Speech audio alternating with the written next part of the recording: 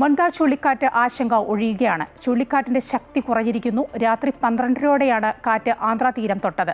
ആന്ധ്രയിൽ 6 പേർ മരിച്ചതായി റിപ്പോർട്ടുകളുണ്ട്. കനത്ത മഴ ഇപ്പോഴും തുടരുകയാണ്. പക്ഷേ സംസ്ഥാനത്തെ റെഡ് അലർട്ട് പിൻവലിച്ചിട്ടുണ്ട്. ഒഡീഷയിലും കാര്യമായ നാശനഷ്ടങ്ങളില്ല. അതേസമയം ചുഴലിക്കാറ്റ് വലിയ തോതിലുള്ള കൃഷിനാശങ്ങൾക്ക് കാരണമായി. ആന്ധ്രയിൽ 1.76 ലക്ഷം ഹെക്ടറിലെ കൃഷി നശിച്ചതായാണ് റിപ്പോർട്ടുകൾ പുറത്തുവരുന്നത്. മണിക്കൂറിൽ 100 കിലോമീറ്റർ വേഗതയിലാണ് ചുഴലിക്കാറ്റ് ആന്ധ്രാ തീരം തൊട്ടത്. ശക്തമായ കാറ്റിൽ മരങ്ങൾ കടപുഴകി വീണും വൈദ്യുതാഘാതം മൂലവുമാണ് മരണങ്ങൾ സംഭവിച്ചത്. ആന്ധ്രാപ്രദേശിന്റെ തീരപ്രദേശം, റായൽസീമ, തെലങ്കാന, തെക്കൻ ഛത്തീസ്ഗഡ്, ഒഡീഷ എന്നിവിടങ്ങളിൽ കനത്ത മഴയാണ് പെയ്യുന്നത്. ആന്ധ്രയിലെ 17 ജില്ലകളിൽ നിന്ന് 10,000-കണക്കിന് ആളുകളെ നേരത്തെ തന്നെ സുരക്ഷിത കേന്ദ്രങ്ങളിലേക്ക് മാറ്റിയിരുന്നു.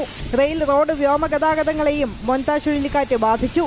വിശാഖപട്ടണത്തും വിജയവാഡയിലും എയർ ഇന്ത്യയും ഇൻഡിഗോയും വിമാന സർവീസുകൾ നിർത്തി.